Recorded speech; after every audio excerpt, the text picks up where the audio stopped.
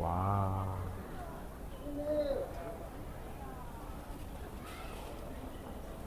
呢個遊船嘅體驗嚇，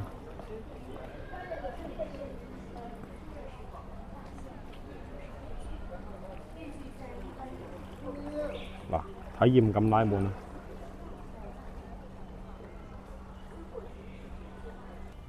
！OK， 跟住再嚟睇下呢個嚇，叫做石上飛龍喎，奇景。哦，又係，確實係好奇。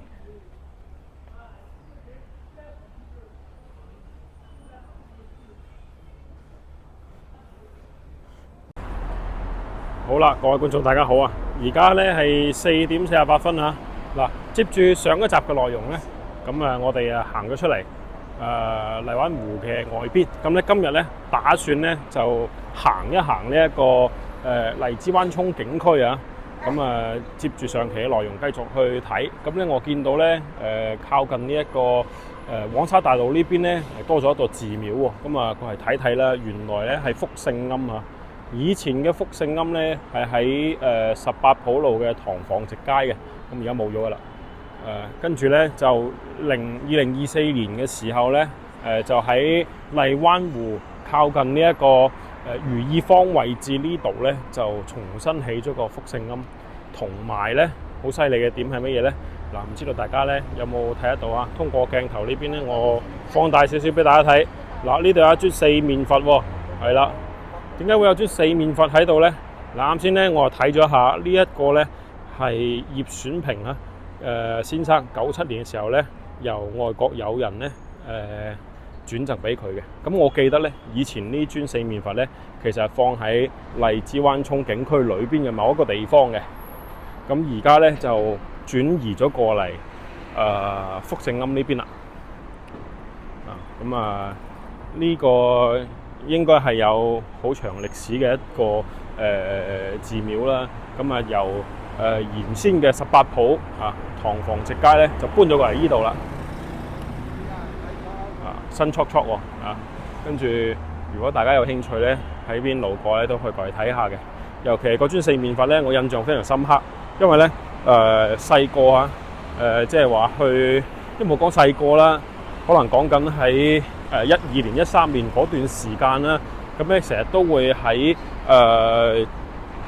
呢個荔枝灣涌嗰個景區嗰邊行嘅，因為呢度附近咧確實係冇咩好地方可以影相啊，咁所以咧我經常喺嗰邊逛嚟逛去，所以咧就對呢一個四面佛咧其實係好有印象嘅。但係咧有一段時間，因為我已經唔住喺呢邊啊嘛，跟住咧上兩次過嚟嘅時候咧，我就心諗點解咧嗰尊四面佛唔見咗嘅？唔通係我自己記錯咗咁咁原來係冇記錯，佢喺度嘅不過咧就搬咗過嚟呢度。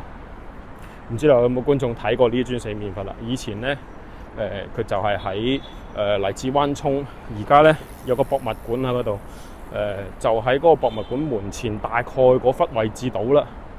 咁咧我仲記得我媽媽咧仲帶我去即係喺嗰度有點講祈個福因為嗰度有一尊四面佛，聽講好靚噶，咁跟住咧就帶我過去咁祈個福咁樣嘅。當然啦，其實佢並沒有寺廟或者係並沒有什麼去供奉但係可能就係當時咧，我記得就係有帶啲水果咁過去入一入咁咯。原來咧呢個位置一直咧封閉起身整，原來就係整呢一個寺廟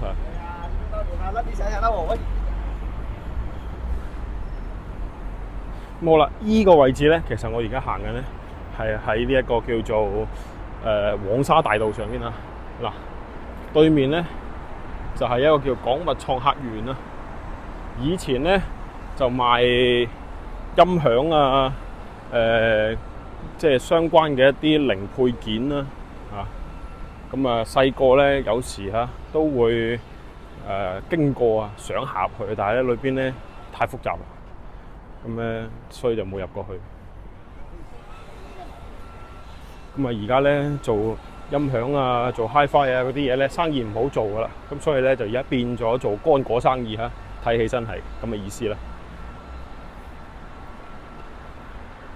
但係我估計咧，隨住呢個黃沙嗰個水產市場咧，都已經被回收之後咧，咁其實咧呢一種類似嘅批發市場咧，再繼續喺呢一個市區或者喺黃沙呢邊咧，應該就唔會係一個大趨勢嚟啦。所以我估計後邊應該都係會回收翻。嗱，呢個叫荔枝灣嶺南水鄉啊。好啊，我哋入去行下啦。嗱，呢個咧就係我上一期同大家講下荔灣湖咧有2間酒家嘅喺裏邊嚇，一間就係呢間啦，唐麗苑；另外一間咧就係半溪酒家。最著名嘅咧，唐麗苑就係艇仔粥啦。嗱，大家可以睇下，唐麗苑始建於唐朝，相傳為嶺南節度使喺荔枝洲上築建嘅麗園。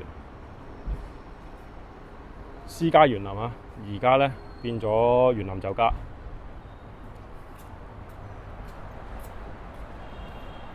咁啊，如果想嚟食飯咧，記得嚇早啲嚟排隊啦嚇。如果唔係咧，食唔上嘅。呢邊咧非常之火。而家仲未開始啊！未開始有得食，不過咧已經開始有人排隊啦。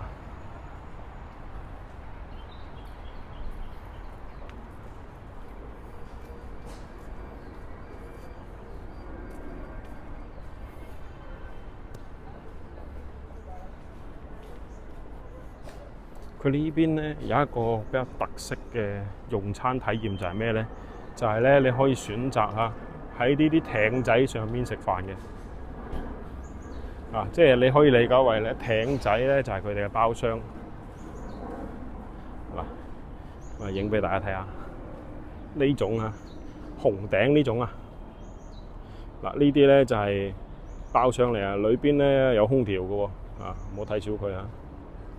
咁咧就雖然應該咧就唔開得喐嘅，但係咧人咧就可以喺上面食飯啊。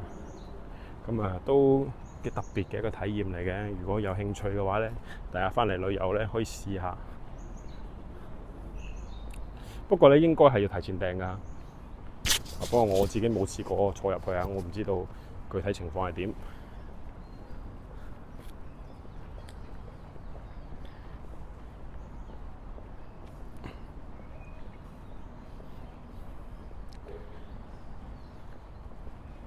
然之後咧，旁邊咧，呢度有間咧叫做竹溪麗湖酒家，咁佢唔係喺湖裏邊啦，不過佢係喺湖隔離啊。呢間咧就相對嚟講大眾化啲嚇，平啲啦。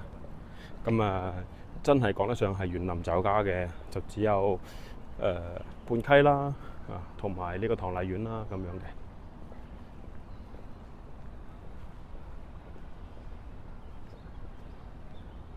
不過咧，呢間竹溪咧，我之前聽講已經係撤咗場噶啦，我唔知道而家仲有冇做嚇。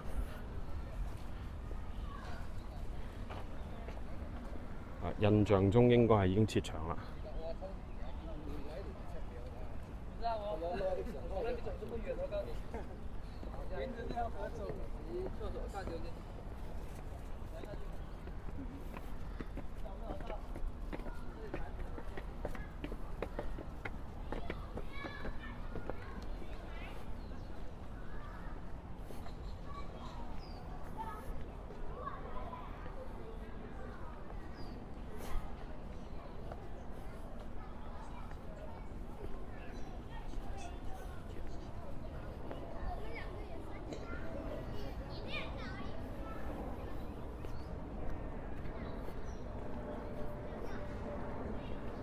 咁呢邊區域咧，其實你都可以理解為係荔灣湖公園隔離啊，即係都算係佢嘅一部分咧。但係咧，應該從呢個管理上面嚟講咧，按照劃分咧，佢係屬於荔枝灣憧景區啊。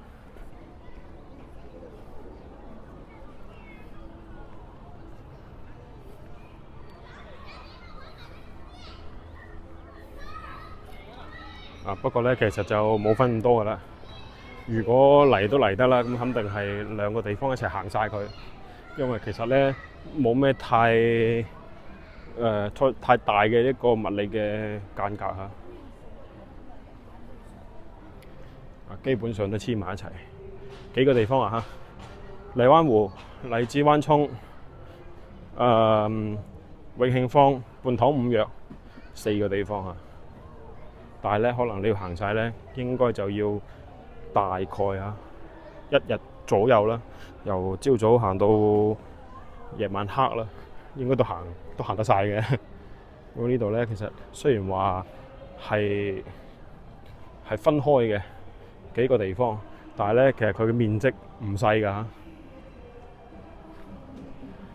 咁所以咧，如果大家翻嚟旅行咧，俾充足時間啦，一日時間咧，可能先會行得晒呢啲地方。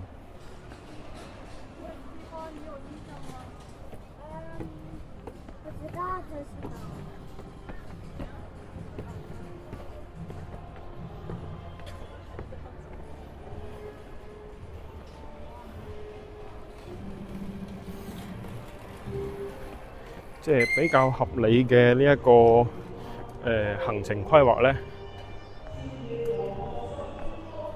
就係朝早過嚟呢邊飲個早茶，然之後行個公園，跟住咧繼續行埋呢個荔枝灣涌。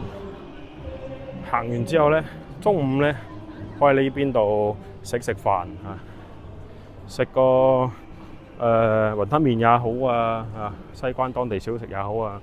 咁食完之後咧，下晝咧直接就可以喺呢個永慶坊度行埋剩低嘅時間。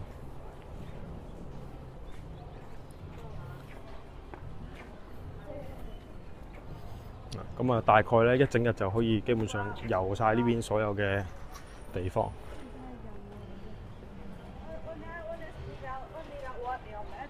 如果我哋話行嘅速度比較快即係遊覽嘅時間咧，仲有盈餘嘅話咧，其實咧仲可以去多寶路嗰邊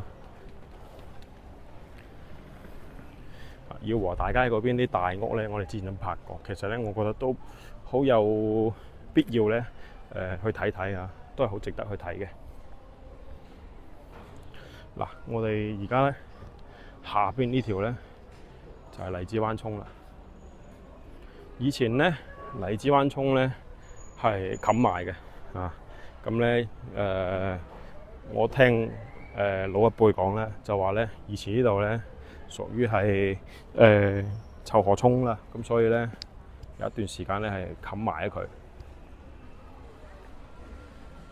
跟住咧後邊咧政府就做翻一個叫做修復工程咁啊將呢邊咧揭翻開之後咧，就打造成為而家我哋見到咁樣個景區。咁確實咧，近呢10幾年啦，荔枝灣涌嘅呢一個景區咧，為成個荔灣區咧，其實係帶來咗非常大嘅一個經濟價值嘅。包括係遊客無論係國內嘅遊客又好國際友人其實基本上咧都會有聽講過荔枝灣呢一個景區。咁咧好多人都會慕名而來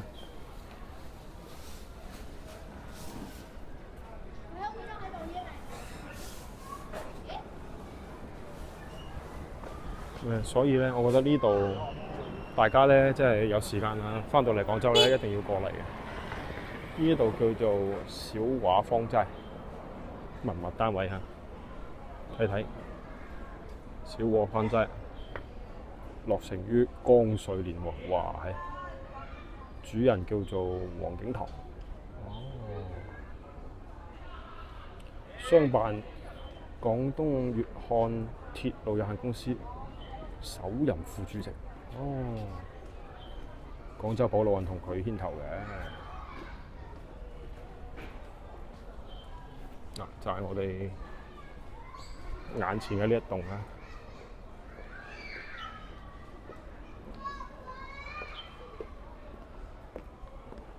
我覺得做得幾好啊，修舊如舊啊，而且呢，裏邊而家呢係做一啲藝術相關嘅，咁啊非常之應景啦。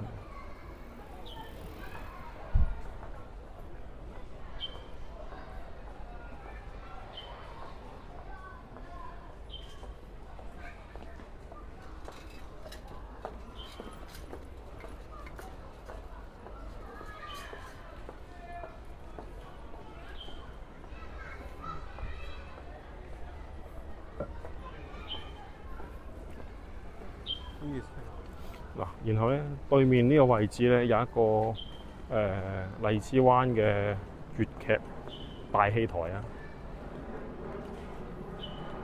我哋陣間再睇。然之後呢個位置咧有個小紅樓啊，不過小紅樓而家咧好似就並沒有什麼很大的作用啊，建於民國。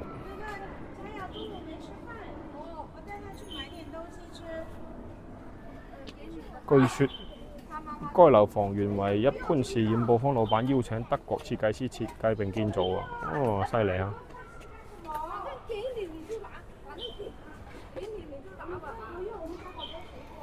嗱，啱先我哋所講嗰四面佛咧，我印象中好似就喺呢度嘅。不過咧而家變咗博物館啦呢個位置。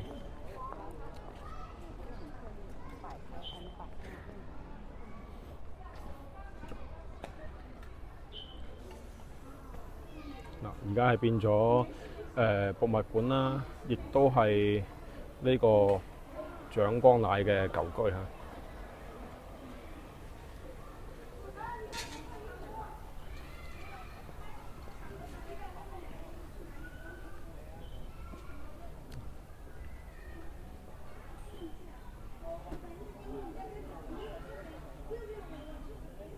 OK。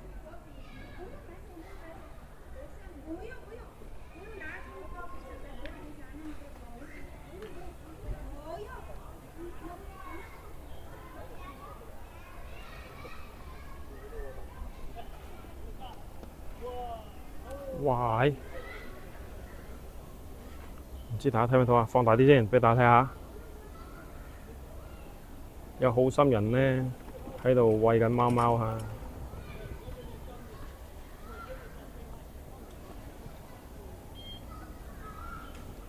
嗱，到時到後啦，呢邊呢咁就會開始噴煙霧啦。嗱，效果就係咁樣啦。俾大家睇下。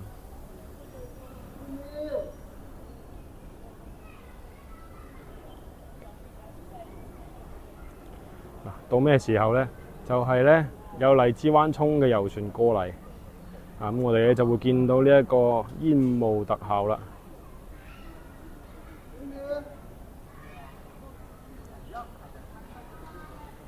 哇！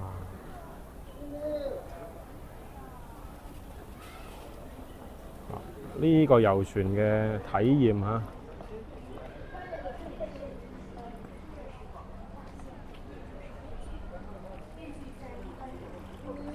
嗱，體驗咁拉滿啊！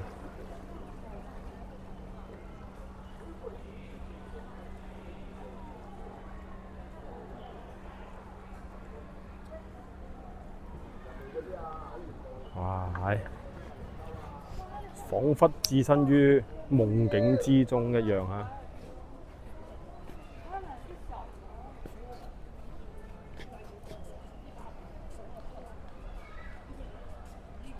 我只能夠講好犀利。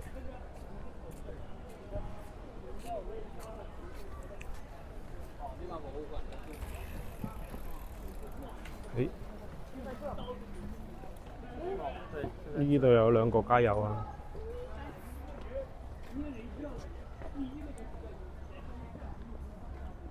一大一細，咁睇起身大嗰個係佢媽咪啊！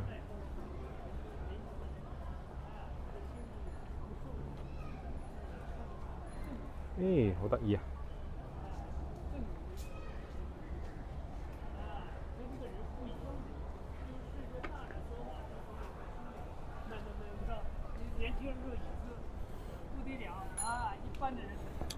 呢個荔灣博物館啊，以前啊，四面佛就喺呢度。從地上嘅呢一個瓷磚能夠睇得出嚟啊！以前我記得啊，好記得四面佛就喺呢度嘅。OK， 跟住再嚟睇下呢個啊，叫做石上飛龍奇景。哦，又係，確實係好奇。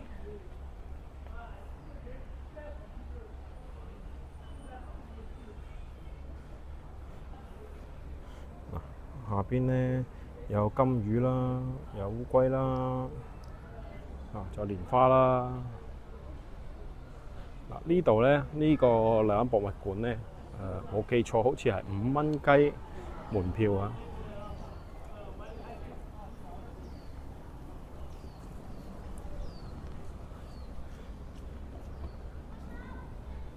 其實佢都係同醬缸奶嘅舊居咧，其實係一齊嘅。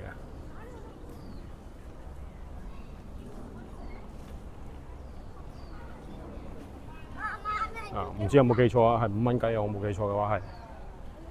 咁啊，有興趣其實都可以去睇睇啊。佢嘅建築風格其實都係比較特別，百葉窗啦，跟住四四方方啦。好典型嘅民國初期嘅一啲建築嘅風格。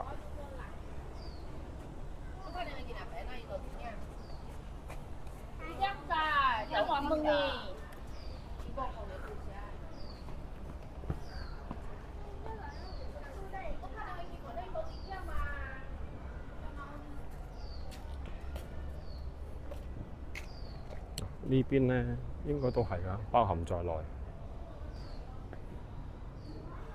冇記錯啊，確實係5蚊雞。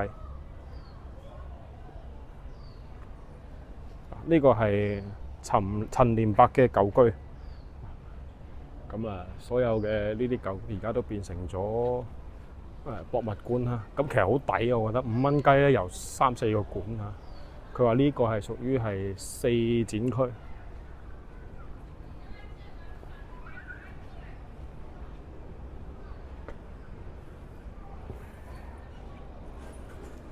原來佢係廣東省商團總團長，荔枝灣俱樂部呢度原先係。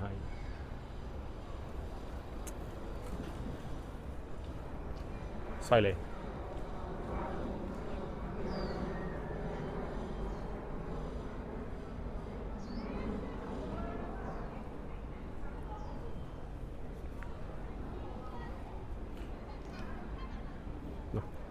準備有船過啦，應該又開始放乾冰啦，煙霧彌漫啦又。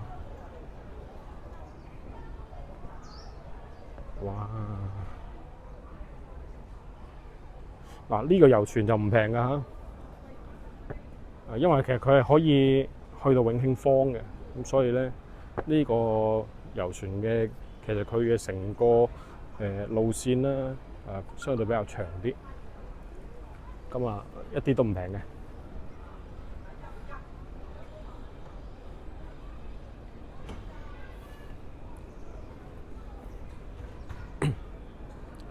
以前咧呢邊兩岸都仲未有咁多呢啲商鋪，而家咧大家都喺度做生意啦。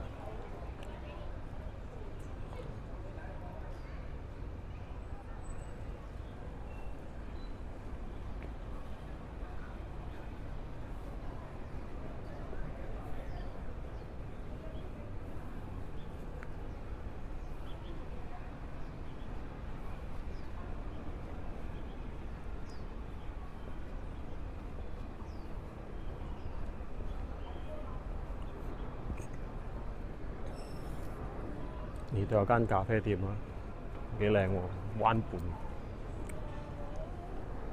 應該係新開嘅。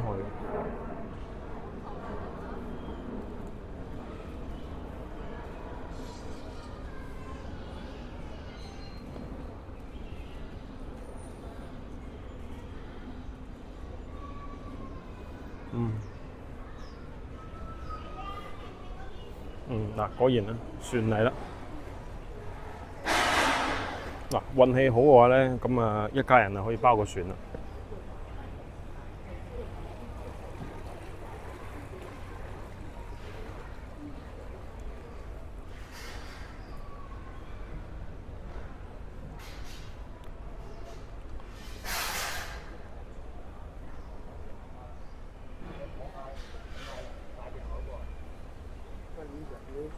訓練過嘅部隊退役嗰啲軍演啊！我哋阿媽真係睇過嚟。嗱，咁我哋行翻出嚟呢邊咧，呢個位置咧就係半溪酒家啦嚇。咁啊上期介紹過就唔再累贅去介紹佢啦。嗱，咁記得咯喎，如果咧行到嚟呢個位置咧，一定要行下邊嚇。如果唔係咧，行上面咧過馬路好危險嘅。呢條叫龍津橋啊。哦，下邊仲有啲壁畫。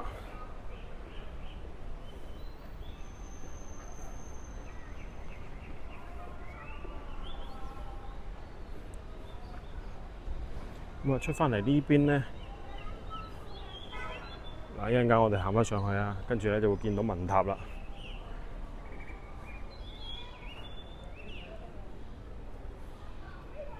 呢度有棵許願樹。要不然去那个什么圣寺，那什么寺？是那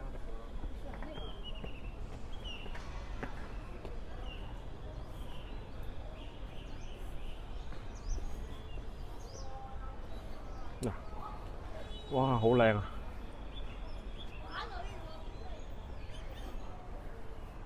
呢個咧就係文塔。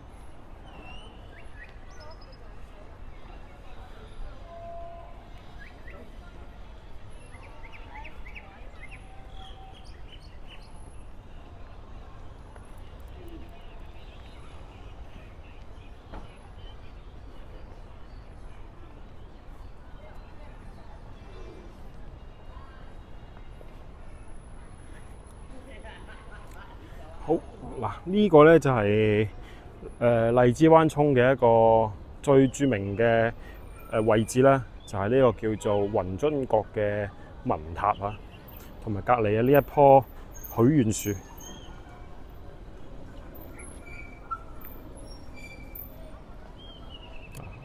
文物嚟嘅。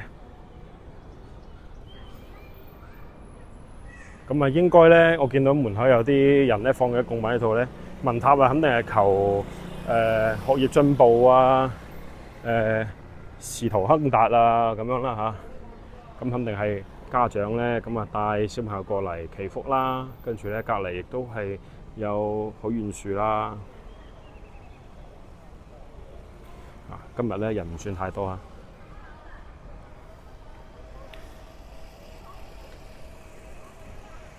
嗱，荔枝灣嘅船咧就喺呢度開始坐㗎啦。我哋去睇睇下。永慶坊到文塔，單程65，往返80。最後一班啊！今天晚上7點。嗱，睇睇呢個行程，其實都幾值嘅。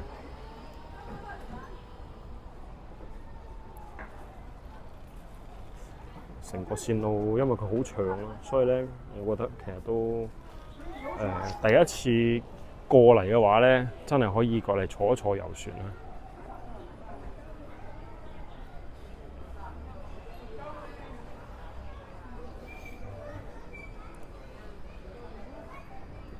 嗱，正如我啱先所講咧，你話如果我哋朝早行程過到嚟呢度飲完茶咧，行完公園啦，行到荔枝灣呢度啦。行到呢度有啲攰啦，咁啊可以飲杯咖啡，飲杯咖啡坐一坐，跟住咧喺周邊食下小食啊咁。因為咧美食街嗰度咧有好多好嘢食嘅，咁我唔再累贅去介紹佢啦。食完之後咧，我又可以翻嚟依度買個單程票，直接咧由呢度坐遊船去到呢一個永慶坊。咁你就唔使喺大馬路上邊咧開住個導航周圍揾路啦。你話想打車去咧，其實都得，不過咧好複雜啦，有啲路，所以咧呢一條路線咧，我會建議大家咁樣行。咁啊，坐個遊船去到永慶坊之後咧，下晝你可以喺嗰邊啊一路行一路行，因為永慶坊好大嘅。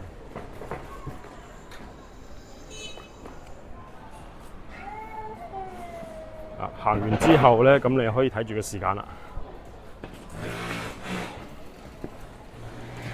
啊，有時間可以橫大街，冇嘅話咧，直接食飯都得啊，因為你喺老泥灣咧，你係唔使擔心話冇嘢食嘅。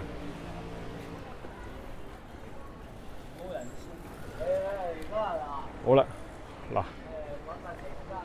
咁啊，今日咧就行晒荔枝灣啊，行晒成個叫做老西關嘅一啲重要景區嚇。咁咧，如果大家有興趣想再睇多一次永慶坊咧，可以留言話俾我知。因為咧過年前咧嗰邊應該係有啲唔同嘅，所以咧我估計啊，遲啲可能都會再去一轉嗰邊睇一睇嚇。OK 啦，咁啊，今期我哋就睇住咁多先啦。中意我個頻道一定要記住點一個關注啊，點個訂閱啊，咁咧你就唔會錯過我哋每日更新嘅內容啦。同埋咧，我視頻如果你中意嘅話咧，點讚之後轉發出去俾更多人知道都 OK 嘅。好嗱，今日咧睇住咁多先，下期再更精彩內容喎，千祈唔好錯過啦。我哋下期見啦，拜拜。